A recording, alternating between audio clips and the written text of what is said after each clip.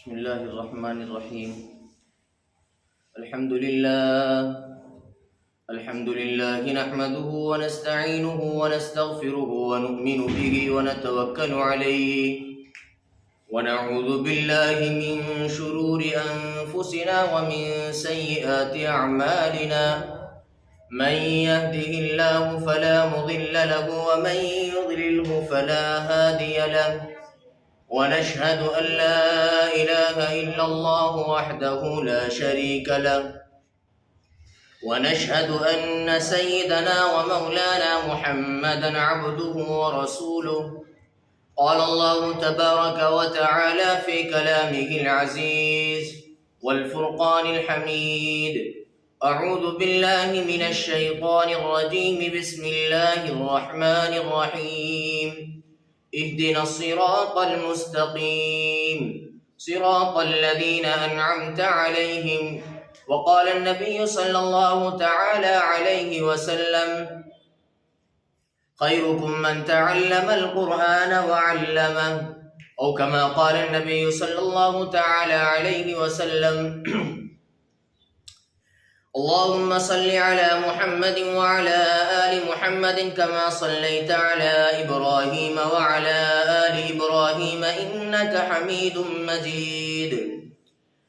اللهم بارك على محمد وعلى آل محمد كما باركت على إبراهيم وعلى آل إبراهيم إنك حميد مجيد. میرے معزز بھائیوں، بزرگوں اور دوستوں،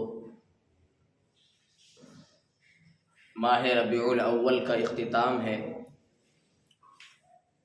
ماہ ربیع الاول بذات خود اپنی شان میں ایک نرالا مقام رکھتا ہے۔ گزشتہ 3 جمعے آپ حضرات کے سامنے سیرت النبی صلی اللہ علیہ وسلم وحسن مصطفیٰ صلی اللہ تعالی علیہ وسلم کے حوالے سے چند باتیں آئی ہے، اور ایک خاص چیز یہ ہے کہ اگر ہم سبوں کے اندر ایک چیز ہماری زندگیوں میں، ہماری رگوں میں اور ہمارے نسلوں میں منتقل ہو جائے تو شاید کہ ہمارے تمام کے تمام امور بآسانی طے پائے، اور وہ چیز ہے کہ تعلیمات پیغمبر صلی اللہ علیہ وسلم کو ہم سنتے بھی ہیں، ہم پڑھتے بھی ہیں۔ کمی اگر ہے تو صرف یہ ہے کہ تعلیمات پیغمبر صلی اللہ علیہ وسلم کو ہم اپنی زندگیوں میں نہیں اپناتے۔ اور تعلیمات پیغمبر صلی اللہ تعالی علیہ وسلم کس چیز کا نام ہے؟ اللہ کے نبی علیہ السلام کی تعلیمات کس چیز کا نام ہے؟ اللہ کے نبی علیہ السلام نے کن چیزوں کے پیغامات امت مسلمہ کے لیے طے فرمائے ہیں؟ اس چیز کو سمجھنے کے لیے میں مختصر ایک تمہید باندھتا ہوں، پھر اس کے بعد آغاز کلام کرنے چلا ہوں۔ آپ حضرات توجہ رکھیں گے تو انشاءاللہ بہت آسانی کے ساتھ آپ حضرات کے بات سمجھ بھی آ جائے گی اور مجھے سمجھانے میں بھی آسانی ہوگی۔ بس آپ حضرات توجہ بنائے رکھیں۔ مختصر تمہید کے ساتھ آغاز کلام کرنے لگا ہوں۔ مثلا مثال کے طور پر کسی آدمی کو کسی مقام پر جانا ہے، کسی خاص جگہ جانا ہے، اسے جانے کے لیے سب سے پہلی چیز جو درکار ہے، مثلا آدمی 2 طریقے کے سفر اختیار کرتا ہے۔ ایک سفر دنیاوی ہوتا ہے، ایک سفر روحانی ہوتا ہے۔ اگر کسی آدمی کو دنیاوی سفر اختیار کرنا ہو تو پہلے اسے اپنی منزل مقصود طے کرنی ہوگی، پہلے اسے اپنی منزل مقصود کا تعین کرنا ہوگا۔ مثلا مثال کے طور پر مجھے دہلی جانا ہے، یہ دنیاوی سفر ہے، مجھے دہلی جانا ہے، دہلی میرا جائے مسکن ہے، دہلی مجھے جانا ہے، یہ میری منزل مقصود ہے۔ اب مجھے وہاں جانے کے لیے 4 چیزوں کی ضرورت درکار ہے۔ نمبر 1، سب سے پہلے مجھے راستے کی ضرورت ہے۔ دہلی جانے کے لیے راستہ ہونا ضروری ہے، بغیر راستے کے میں دہلی نہیں جا سکتا۔ اس کے بعد میں میرے پاس راستہ بھی موجود ہے، منزل کا بھی میں نے تعین کر لیا ہے۔ اب دوسری چیز جو ضرورت کی درکار ہے وہ یہ ہے کہ مجھے روشنی کی ضرورت ہے۔ عام طور پر ہو سکتا ہے کہ رات رات کا موقع آ جائے اور روشنی نہ ہو سکتا ہے کہ انسان راستہ بھٹک جائے۔ دوسری ضرورت کی چیز اس کے لیے روشنی ہے، اور تیسری چیز جو اسے درکار ہے، تیسری چیز جس کی اسے ضرورت ہے، وہ چیز ہے رہبر اور رہنما۔ مجھے جانے کے لیے راستہ بھی مل گیا، روشنی بھی مل گئی، لیکن مجھے راہ دکھانے والا ساتھ بندہ نہ ملا، اس کے بعد بھی میں بھٹک سکتا ہوں۔ لیکن اگر مجھے روشنی بھی مل گئی، راستہ بھی مل گیا، میری رہبری اور رہنمائی کرنے والا بندہ بھی مل گیا، اب چوتھی چیز میرے اندر کا ذوق بھی جاگنا چاہیے، مجھے بھی اس چیز کی فکر ہونی چاہیے کہ مجھے یہ سفر طے کرنا ہے۔ جب میں نے خود کو بھی تعین کر لیا اور خود کے ارادے کو بھی مضبوط کر لیا، مجھے راستہ بھی مل گیا، مجھے روشنی بھی مل گئی، مجھے رہبر اور رہنما بھی مل گیا، میرا ذوق بھی تازہ ہے، تو بآسانی میں دہلی کا سفر اختیار کر لوں گا۔ یہ دنیاوی سفر کہلاتا ہے، ایک روحانی سفر ہے، ہماری روحانی سفر کی منزل ہے اللہ رب العزت کی ذات۔ ہم کس مقام پر جانا چاہتے ہیں، روحانی منزل ہم کس مقام پر طے کرنا چاہتے ہیں، ہم اللہ رب العزت کا قرب حاصل کرنا چاہتے ہیں، ہماری منزل مقصود ہے اللہ رب العزت کی ذات کا قرب حاصل کرنا۔ اب اس کے لیے سب سے پہلے ہمیں راستے کی ضرورت ہے، سب سے پہلے ہمیں اس چیز کے لیے ایک طریقے سے ایک راستے کی ضرورت ہے۔ یہ آخر کس راستے پہ چل کر کے ہم اس مقام پر پہنچ سکتے ہیں، وہ راستہ کون سا راستہ ہے؟ میں نے آپ حضرات کے سامنے ابتدا میں قرآن مقدس کی سورۃ الفاتحہ کی 2 آیتیں تلاوت کی، اہدنا الصراط المستقیم صراط الذین انعمت علیہم، یہ وہ راستہ ہے جو سیدھا راستہ ہے، اس میں ہدایت کے لیے اللہ رب العزت سے دعا کی گئی ہے، اہدنا الصراط المستقیم، یا اللہ ہمیں سیدھے راستے کی ہدایت دے دیجئے، صراط الذین انعمت علیہم، اس راستے کی ہدایت دے دیجئے ان جن لوگوں پر تو نے انعامات کیے ہیں، ایسے راستے پر ہمیں چلا دیجئے جس راستے پر چلنے والوں کے لیے تیرا انعام ہے۔ وہ کون لوگ ہیں؟ انعم اللہ علیہم من النبیین والصدیقین والشہداء والصالحین، وہ لوگ ہیں جو صحابہ کرام رضوان اللہ تعالی علیہم اجمعین کی جماعت والے ہیں، صحابہ کے بعد میں خلفائے راشدین ہے، اس کے بعد میں شہداء ہے، صدیقین ہے، صالحین ہے، اس کے بعد میں ائمہ مجتہدین ہے، فقہاء ہے، محدثین ہے، مفسرین ہے، علماء حق کی جماعت ہے۔ یہ وہ سیدھے راستے پر چلنے والے لوگ ہیں۔ میرے دوستو، ہمیں راستہ مل گیا، راستہ کون سا ملا؟ صراط الذین انعمت علیہم، راستہ کون سا ملا؟ انعم اللہ علیہم من النبیین والصدیقین والشہداء والصالحین، جس پر صدیق بھی چلے ہیں، جس پر ابو بکر چلے تو صدیق اکبر کا لقب مل گیا، جس پر فاروق اعظم چلے تو عمر رضی اللہ تعالی عنہ کو نبی کا قرب مل گیا، جس پر عثمان ذو النورین چلے سخاوت کا پیکر مل گیا، جس پر علی رضی اللہ تعالی عنہ چلے حیدر کرار کہلائے، اسد اللہ و اسد رسولی کہلائے، حمزہ رضی اللہ تعالی عنہ چلے اسد اللہ و اسد رسولی کا لقب ملا، صحابہ کرام کی جماعت چلی رضی اللہ تعالی عنہ ورضوا عنہ کا لقب ملا۔ آخر وہ کون سا راستہ ہے؟ اس راستے کو بھی ہمیں بتا دیا گیا ہے، اس راستے کو بھی ہمارے سامنے کر دیا گیا ہے، قرآن مقدس نے اس راستے کو بھی ہمارے سامنے رکھ دیا ہے کہ وہ راستہ سیدھا راستہ ہے، اور اس راستے پر چلنے کے لیے تمہیں سب سے پہلے ضرورت امام الانبیاء کی پڑے گی۔ میرے دوستو، ہمیں راستہ مل گیا، سیدھا راستہ، اس راستے کا طریقہ قرآن نے بتا دیا۔ اب دوسری چیز جو راستے پر چلنے کے لیے درکار ہے وہ کون سی ہے؟ روشنی۔ نمبر 2، روشنی۔ اگر ہمیں کسی مقام پر جانا ہے، جانے کے لیے سب سے پہلے ضرورت ہے راستے کی، راستہ مل گیا، اب روشنی کی ضرورت ہے۔ روشنی کیا ہے؟ العلم نور۔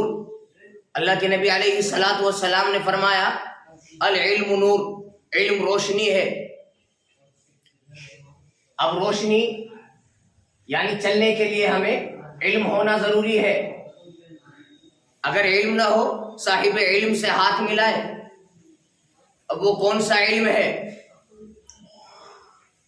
اس کے بعد میں اگر ہمیں علم مل گیا، وہ علم ملے گا کہاں سے؟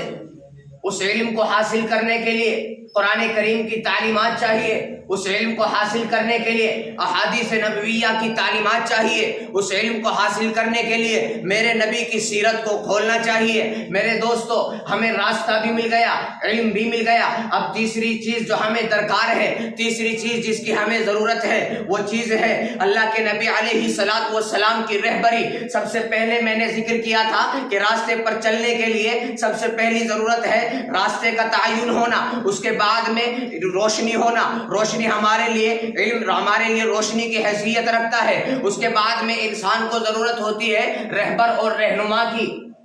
تیسری چیز رہبر اور رہنما، یعنی راستہ دکھانے والا، انگلی پکڑ کر کے چلانے والا، راستہ بتانے والا، تم غلط راستے پر چل رہے ہو اس کی تصحیح کرنے والا، صحیح راستے پر چل رہے ہو اس کی تائید کرنے والا۔ میرے دوستو، اللہ رب العزت نے ہمیں راستہ بھی دیا ہے، ہمیں روشنی بھی دی ہے، اور پھر رہبر ہمیں چن کر کے دیا ہے۔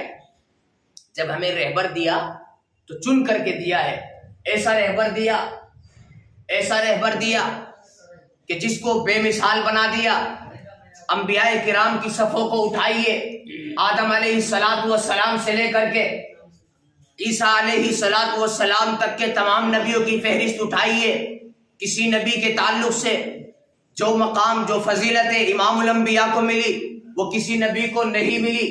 میرے نبی سید الانبیاء ہے، میرے نبی خاتم الانبیاء ہے، میرا نبی امام الانبیاء ہے، امام المتقین ہے، سید المتقین ہے۔ میرے دوستو، جس طریقے سے یہ بات ثابت ہے کہ تمام اللہ رب العزت نے ایک کمپرومائز اگر کیا ہو تو پھر اللہ کے نبی علیہ السلام سے اللہ رب العزت نے فرمایا ہوگا۔ میرے دوستو، اللہ رب العزت نے میرے محبوب سے فرمایا ہوگا کہ اے محمد رسول اللہ، میں خالق ہوں تو مخلوق ہے، میں مالک ہوں تو مملوک ہے، میں رازق ہوں تو مرزوق ہے۔ اگر مجھ پر خدائی ختم تو تجھ پر نبوت ختم، اگر مجھ پر خدائی ختم تو تجھ پر رہبری ختم، تجھ پر رہنمائی ختم۔ تو امام المتقین، امام الانبیاء، سید الانبیاء، خاتم الانبیاء ہے۔ اب ہمیں رہبر بھی مل گیا، رہنما بھی مل گیا، روشنی بھی مل گئی، راستہ بھی مل گیا، اور رہبر اللہ رب العزت نے ہمیں ایسا چن کر کے دیا کہ پہلی امتوں کو ایسا رہبر نہیں ملا، جیسا عظیم رہبر، عظیم رہنما اللہ رب العزت نے ہمیں دیا ہے۔ میرے عزیزو، امام الانبیاء صلی اللہ تعالی علیہ وسلم کے اوصاف کو اگر بیان کرنے چلے، اللہ کے نبی علیہ السلام اوصاف میں بے مثال ہے۔ تمام کے تمام اوصاف اللہ کے نبی علیہ السلام پر ختم ہو جاتے ہیں۔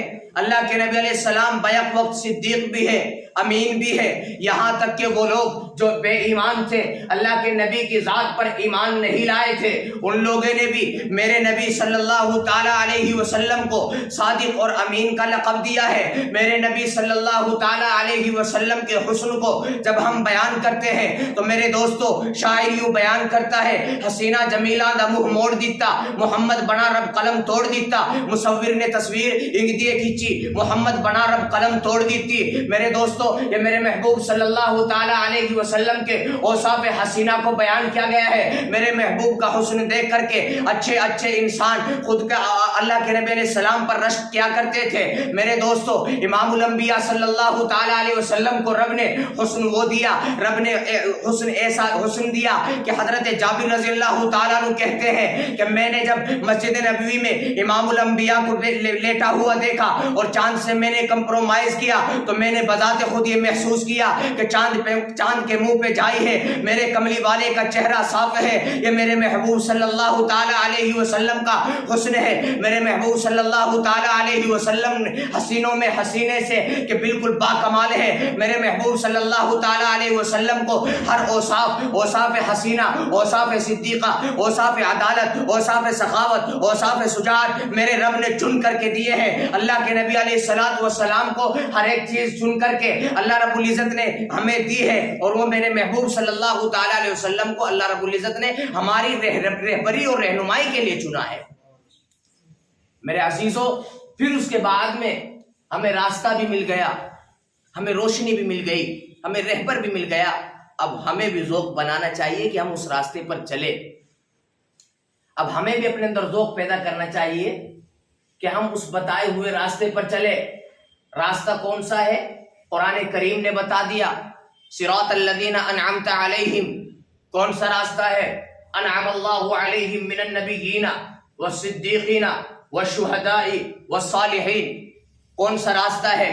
وہی راستہ ہے جس پر صدیق اکبر رضی اللہ تعالی عنہ چلے تو صدیق اکبر کا لقب مل گیا، جس پر عمر رضی اللہ تعالی عنہ چلے فاروق اعظم کہلائے، جس پر حضرت عثمان رضی اللہ تعالی عنہ چلے ذوالنورین کہلائے، علی رضی اللہ تعالی عنہ چلے علی بہادری اور شجاعت کا پیکر کہلائے، حمزہ رضی اللہ تعالی عنہ چلے اسد اللہ و اسد رسولی کا لقب ملا۔ تمام کے تمام صحابہ کرام نے جب اس راستے کو چن لیا، تمام کے تمام صحابہ کرام رضوان اللہ تعالی علیہم اجمعین نے جب اس راستے کا تعین کر لیا، پھر میرے دوستو تمام کے تمام کو لقب ملا، تمام کے تمام رضی اللہ تعالی عنہم ورضوا عنہ کا لقب حاصل کر چکے۔ میرے عزیزو اب کون سا راستہ ہے؟ اس راستے پر چلنے والے صدیق بھی ہو، جس راستے پر چلنے والے فاروق اعظم بھی ہو، جس راستے پر چلنے والے عثمان رضی اللہ تعالی عنہ بھی ہو، جس راستے پر چلنے والے حیدر کرار رضی اللہ تعالی عنہ بھی ہو، جس راستے پر چلنے والے تمام کے تمام صحابہ کرام ہو، جس راستے پر چلنے والے امام اعظم ابو حنیفہ بھی ہو، امام مالک بھی ہو، امام احمد بھی ہو، امام شافعی بھی ہو، جس راستے پر امام بخاری بھی چلے ہو، جس راستے پر امام ترمذی بھی چلے ہو، جس راستے پر امام مشکات بھی چلے ہو، صاحب مشکات بھی چلے ہو، صاحب ہدایہ بھی چلے ہو، وہ تمام کا تمام راستہ ہمارے سامنے کھول کر کے بیان کر دیا۔ وہ تمام کا تمام راستہ میرے رب نے ہمیں دکھا دیا، اور اس راستے کی پہچان قرآن کریم نے بیان کر دی، اور اس راستے پر چلنے والوں کا انعام میرے رب نے قرآن کریم میں ذکر کر دیا۔ اب میرے دوستو ہمیں اپنے اندر یہ ذوق پیدا کرنا چاہیے کہ ہم اس راستے پر چلنے والے بنے۔ نمبر ایک، کسی راستے پر جانے کے لیے اور کسی منزل تک پہنچنے کے لیے سب سے پہلی چیز منزل مقصود کا تعین۔ ہم نے منزل مقصود یعنی جس کا ہم نے تعین کیا ہے، جہاں تک ہمیں پہنچنا ہے وہ اللہ رب العزت کی ذات ہے۔ چلنے کے لیے، وہاں جانے کے لیے سب سے پہلی چیز جس کی ضرورت ہے وہ راستہ ہے۔ دوسری چیز روشنی ہے، راستہ بھی ہمیں قرآن نے دے دیا، روشنی یعنی علم قرآن کریم نے ہمیں دے دیا۔ تیسری چیز رہبر اور رہنما، اللہ رب العزت نے ہمیں رہبر اور رہنما بھی بے مثال دے دیا۔ اب چوتھی چیز ہے ہمارا خود کا ذوق۔ اب ہمیں بھی تو تازہ ہونا چاہیے، تازہ دم ہو کر کے راستے پر چلنا چاہیے۔ اللہ رب العزت نے ہماری تمام ڈیمانڈیں اگر پوری کر دی ہے تو اب ہمیں بھی چلنے والا بننا چاہیے۔ اگر میں اس پر مثال دوں صحابہ کرام رضوان اللہ تعالی علیہم اجمعین کی، آپ کہیں گے خیر القرون کے زمانے کے تھے۔ اگر میں مثال دوں صحابہ کے بعد میں تابعین کی، آپ کہیں گے ولی اللہ تھے۔ اگر میں اتباع تابعین کی مثال دوں، آپ کہیں گے ولی اللہ ہے، نیک لوگ ہیں۔ اگر میں کسی محدث کی مثال دوں، آپ لوگ کہہ دیں گے کہ ولی اللہ ہے، نیک لوگ ہیں، قرآن اور حدیث کے سمندر میں زندگی گزارنے والے ہیں۔ اگر میں کسی مفسر کی مثال دوں، آپ کہیں گے مفسر قرآن ہے، راستہ اسے ملایا ہے۔ اب آپ کے سامنے میں ایک مثال بیان کرنے لگا ہوں، توجہ کیجئے گا۔ مثال بیان کرنے چلا ہوں، کسی ولی اللہ کی نہیں، کسی صحابی کی نہیں، کسی تابعی کی نہیں، کسی اتباع تابعی کی نہیں، کسی خلفائے راشدین اس کے بعد میں ائمہ مجتہدین میں سے کسی امام کی نہیں۔ میں آپ کے سامنے ایک مثال بیان کرنے چلا ہوں۔ راستے پر چلنے والا انسان جس کے اندر ذوق پیدا ہوا ہے، وہ ایک انسان ایسا انسان ہے جو شرابی ہے، شراب کے نشے میں چور رہتا ہے۔ وہ انسان ایسا انسان ہے گناہوں کی دلدل میں ڈوبا رہتا ہے۔ میرے دوستو میری مراد ہے حضرت جگر مراد آبادی رحمت اللہ تعالی علیہ۔ دراصل ایک مرتبہ اجمیر میں ایک نعتیہ مشاعرہ طے کیا گیا۔ نعتیہ مشاعرہ جب طے کیا گیا تو اجمیر میں شورا بیٹھی، اور شورا بیٹھنے کے بعد میں مشورہ کرنے لگے کہ ہمارے یہاں اجمیر میں ایک نعتیہ مشاعرہ ہونے جا رہا ہے، کون کون سے شعراء کو ہم بلائیں، کس کس شاعر کو ہم بلائیں جو کہ نعت نبی صلی اللہ تعالی علیہ وسلم گنگنائے، جو کہ نعت نبی صلی اللہ تعالی علیہ وسلم پڑھ کر کے سامعین کو سنائے۔ سامعین میں سے ایک دو آدمی اٹھے اور کہنے لگے کہ آپ جس چاہے شاعر کو بلا لو، آپ جسے چاہے شاعر کو بلا لو، لیکن اگر آپ نے ہندوستان کے مشہور و معروف شاعر یعنی جگر مراد آبادی کو نہیں بلایا تو شاید کہ ہمارا مشاعرہ پائے تکمیل تک نہیں پہنچ سکے گا، ہمارا مشاعرہ ایک باعروج مشاعرہ نہیں کہلائے گا۔ ان لوگوں نے جب یہ کہا کہ جگر مراد آبادی کو بلاؤ، کچھ معترضین اٹھے، اعتراض کرنے لگے کہ آپ جگر مراد آبادی کی بات کرتے ہیں، وہ تو شراب کے نشے میں چور رہتا ہے، جگر مراد آبادی تو شرابی ہے، وہ تو شراب پیتا ہے، اس کے ہاتھ میں تو ہمہ وقت شراب کی بوتل رہتی ہے، ادھر وہ غزل پڑھتا رہتا ہے، ادھر وہ شراب کی گھونٹ بھی پیتا رہتا ہے. آپ جگر مراد آبادی کو نعت یا مشاعرہ کے لیے بلانا چاہتے ہو, آپ جگر مراد آبادی سے میرے نبی کی حمد بلوانا چاہتے ہو.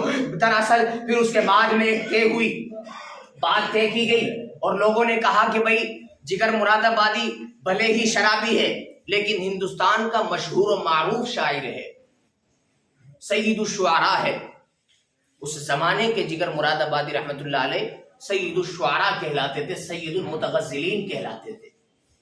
بڑی زبردست غزل پڑھا کرتے تھے لیکن شراب کے نشے میں چور رہا کرتے تھے.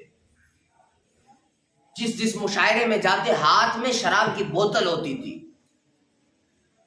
اب لوگوں نے کہا کہ ٹھیک ہے, ہم تمہاری بات مان لیتے ہیں کہ جگر مراد آبادی کو مشاعرے میں بلا لیا جائے, لیکن آخر ان کو دعوت کون دے گا؟ چند لوگ اٹھے اور کہنے لگے کہ ہم سب مل کر کے جگر مراد آبادی کی خدمت میں جائیں گے, ہم سب مل کر کے جگر مراد آبادی کو مدعو کریں گے, ہم سب مل کر کے جگر مراد آبادی کو مشاعرے کے لیے دعوت دیں گے.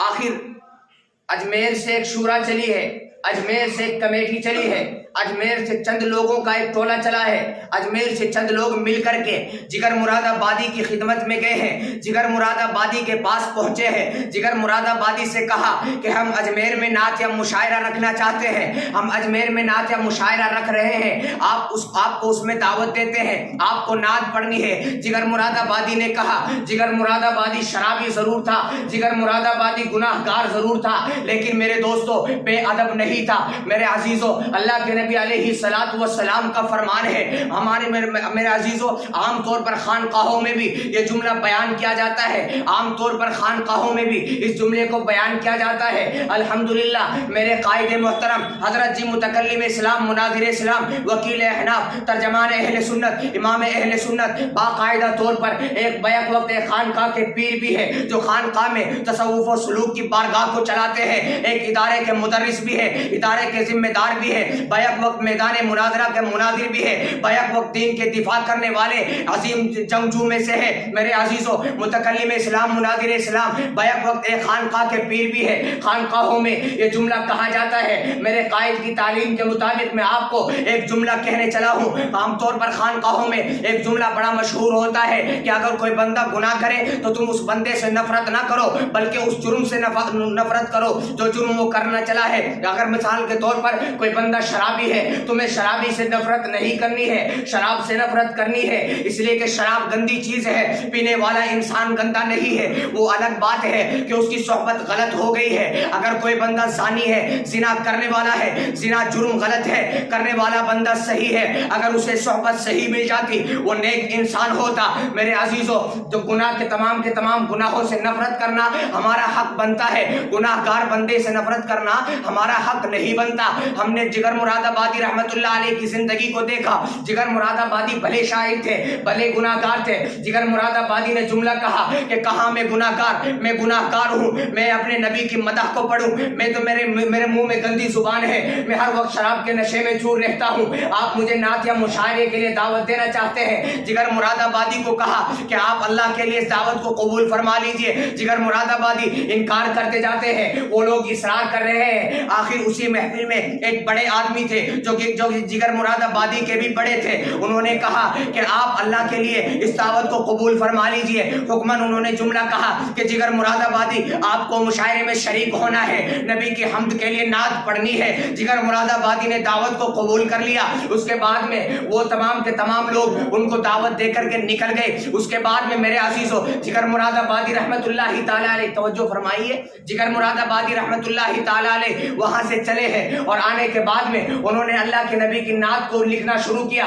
جگر مراد آبادی لکھتے نعت ہے, بن غزل جاتی ہے. جگر مراد آبادی پریشان ہو گئی, کئی سارے اوراقوں کو ردی کی ٹوکریوں میں ڈال دیا. جگر مراد آبادی لکھتے نعت ہے, بن غزل جاتی ہے. جگر مراد آبادی کو شراب چھوڑے 3 دن ہو گئے, شراب پیے 3 دن ہو گئے. جگر مراد آبادی پریشان ہے. آخر ادھر اجمیر میں نعت یا مشاعرہ ہے, جگر مراد آبادی نعت بھی تیار نہیں کر پا رہے ہیں. کہاں وہ شاعر جو ایک ہی محفل میں کھڑے کھڑے پوری غزل بیک وقت تیار کر دیا کرتے تھے، آج نبی کی مدح میں ایک نعت بھی تیار نہیں ہو رہی ہے۔ جگر مراد آبادی شراب چھوڑے 3 دن ہو گئے، غزل لکھتے نعت ہے بن غزل جاتی ہے۔ جگر مراد آبادی نے اللہ رب العزت کی طرف دھیان لگایا، اللہ رب العزت کی طرف لو لگائی، اللہ رب العزت کو پھر جگر مراد آبادی پر رحم آیا۔ جگر مراد آبادی نے بالآخر ایک نعت لکھ لی، ایک نعت تیار کر لی۔ تیار کرنے کے بعد میں ادھر اجمیر میں مشاعرہ طے ہو گیا، ٹینٹ لگ گیا، تمام کے تمام شعراء آ گئے، ادھر اجمیر میں اشتہار بھی لگا دیے گئے۔ بھائی جگر مراد آبادی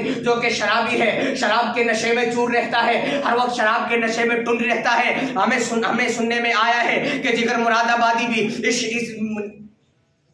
اس مشاعرے میں بلایا گیا ہے، جگر مراد آبادی کو بھی اس مشاعرے کے لیے دعوت دی گئی ہے۔ آخر معاملہ کیا ہے کہ کیا اب میرے نبی کی نعت شرابی بھی پڑھیں گے؟ اجمیر میں ایک باقاعدہ طور پر اشتہارات لگ گئے، اسی لیے اجمیر کی شورا نے باقاعدہ طور پر جگر مراد آبادی کو 2-3 دن پہلے ہی اجمیر بلا لیا تھا۔ لوگوں کے علم میں نہیں تھا کہ جگر مراد آبادی اجمیر میں موجود ہے، انہوں نے اشتہار تو لگا دیے۔ آخر مشاعرہ شروع ہو گیا، جب مشاعرہ مکمل عروج پر آ گیا اس کے بعد میں دعوت دینے والے نے دعوت دی کہ اب میں سید الشعراء سید المتغزلین جگر مراد آبادی رحمت اللہ علیہ کو دعوت دینے لگا ہوں۔ جگر مراد آبادی رحمت اللہ علیہ اسٹیج پر آ گئے، مجمع میں تمام کے تمام سامعین بارے غصے کے کھڑے ہو گئے کہ کیا یہ شرابی نبی کی نعت پڑھے گا؟ ہم اسے نعت پڑھنے نہیں دیں گے۔ جگر مراد آبادی نے بڑا صبر کیا، بڑا صبر کرنے کے بعد میں جگر مراد آبادی نے ایک جملہ کہا اور دل میں خیال کیا کہ جگر اگر آج بہک گیا تو آئندہ موقع ملنے والا نہیں ہے۔ جگر مراد آبادی نے صبر کے ساتھ ایک جملہ کہا سامعین کو خاموش کرتے ہوئے کہ سامعین آپ مجھے یہ تو بتائیے کہ آپ میری ذات سے نفرت کر رہے ہیں یا نبی کی نعت سے نفرت کر رہے ہیں؟ آپ مجھے یہ تو بتائیے کہ آپ میری ذات سے نفرت کر رہے ہیں یا نبی کی نعت سے نفرت کر رہے ہیں؟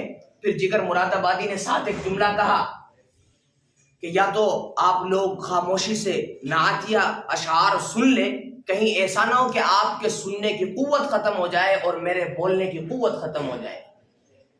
جگر مراد آبادی کا یہ جملہ کہنا تھا، تمام کے تمام سامعین پر سناٹا چھا گیا، خاموش ہو گئے۔ اور پھر جگر مراد آبادی رحمت اللہ علیہ نے اشعار پڑھنے شروع کیے۔ اس اشعار کا سب سے پہلے جملہ جگر مراد آبادی کہتا ہے، ایک رند ہے اور مدحت سلطان مدینہ، یعنی جگر مراد آبادی نے نعت لکھی تو نعت میں سب سے پہلے اپنی شخصیت کو زمیں بوس کر دیا، اپنی شخصیت کو مٹی میں ملا دیا۔ جگر مراد آبادی کہتا ہے میں شرابی ہوں، میں شرابی ہوں۔ جگر مراد آبادی کہتا ہے کہاں میں شرابی، کہاں میرے نبی کی مدح، کہاں میں گناہ گار، کہاں میرے نبی کی نعت، کہاں میں شرابی، کہاں میں گناہ گار، کہاں میں گناہوں کی دلدل میں ڈوبا ہوا، کہاں میرے نبی کے نعت یا اشعار۔ جگر مراد آبادی نے بالآخر نعت کو مکمل کیا۔ نعت مکمل کرنے کے بعد میں تمام کے تمام سامعین ہکے اور بکے رہ گئے۔ اس کے بعد میں جگر مراد آبادی اسٹیج سے نیچے آئے ہیں۔ آنے کے بعد میں خواجہ عزیز الحسن مجذوب رحمت اللہ علیہ سے ملاقات ہوئی۔ عزیز الحسن مجذوب جگر مراد آبادی کو لے کر حضرت حکیم الامت کی بارگاہ میں گئے ہیں۔ حکیم الامت کی بارگاہ میں جانے کے بعد میں جگر مراد آبادی نے وعدہ کیا۔ ابتدا میں جگر مراد آبادی کہتا تھا میں تو شراب کا عادی ہوں، شراب بڑی پیا کرتا ہوں۔ اللہ اکبر، قربان جاؤ حکیم الامت کی دانائی پر، قربان جاؤ حکیم الامت متکلم اسلام کی فہیم پر، بصارت پر۔ متکلم حضرت مولانا حکیم الامت مجدد الملت حضرت مولانا اشرف علی تھانوی کہنے لگے کہ دراصل یہ خانقاہ ہے، یہاں اللہ اللہ کیا جاتا ہے، آپ یہاں شراب نہیں پی سکتے، آپ میرے گھر جائیے اور وہاں جا کر کے شراب پی لیجئے، میں آپ کو اجازت دیتا ہوں۔ اللہ اکبر، ہمارا جیسا عام انسان ہو ہم کہیں گے ارے ہم اپنے گھر میں بٹھا کر کے اس کو شراب کیوں پلائے، یہ نیک راستے پر آتا ہے آئے، نہیں آتا ہمارا کیا جاتا ہے۔ حکیم الامت رحمت اللہ علیہ نے جملہ کہا، کہنے لگے یہ خانقاہ ہے، یہاں اللہ اللہ کی ضربیں لگتی ہے، یہاں روزانہ اشہدو ان لا الہ الا اللہ و اشہدو ان محمد رسول اللہ کا ورد ہوتا ہے، یہاں آپ شراب نہیں پی سکتے، البتہ میرے گھر کے مہمان خانے میں آپ جائیے، وہاں آپ شراب پی سکتے ہیں۔ جگر مراد آبادی کے کانوں میں حکیم الامت کے جب یہ جملے پڑے، جگر مراد آبادی نے شراب کی بوتل کو پھینک دیا اور ساتھ حکیم الامت کے سامنے کھڑے ہو کر کے 2 وعدے کیے۔ حضرت تھانوی رحمت اللہ علیہ کے سامنے کھڑے ہو کر کے 2 وعدے کیے۔ پہلا وعدہ کیا کہ آج کے بعد جگر مراد آبادی شراب نہیں پیے گا، آج کے بعد جگر مراد آبادی اپنے چہرے پر مکمل داڑھی رکھے گا۔ اس کے بعد میں ایک عرصہ گزرا، اور جگر مراد آبادی رحمۃ اللہ علیہ کی طبیعت بھی خراب ہوئی. ڈاکٹروں نے کہا کہ آپ چند قطرے شراب کے پی لیا کریں. جگر مراد آبادی نے کہا کہ اگر میں شراب پیوں گا تو میری جان بچے یا نہ بچے, کہیں ایسا نہ ہو کہ میرا ایمان چلا جائے. بلاخر جگر مراد آبادی رحمۃ اللہ علیہ نے شراب کو قطعی طور پر چھوڑ دیا اور آخری زندگی کے ایسے ولایت کے سٹیج پر فائز ہوئے کہ آج بھی ان کے سامنے رحمۃ اللہ تعالی علیہ کا لقب لگتا ہے. تو جب اللہ رب العزت اپنے راستے پر بندوں کو چنتا ہے چلنے کے لیے تو اچھے گندے انسان کو بھی اٹھا کر کے نیک راستے پر لگانے والی ذات اللہ رب العزت کی ہوتی ہے. تو اگر کوئی انسان گناہ گار ہے, گناہوں کی دلدل میں ڈوبا ہوا ہے, ہمیں چاہیے کہ اس کی گناہوں سے تو نفرت کرے لیکن اس انسان سے نفرت نہ کرے. اللہ رب العزت ہم سبوں کو راہ مستقیم پر چلنے والا بنائے اور صراط مستقیم پر چلنے کے لیے اللہ رب العزت ہمیں عزم بھی دے, ہمت بھی دے. وآخر دعوانا الحمدللہ رب العالمین.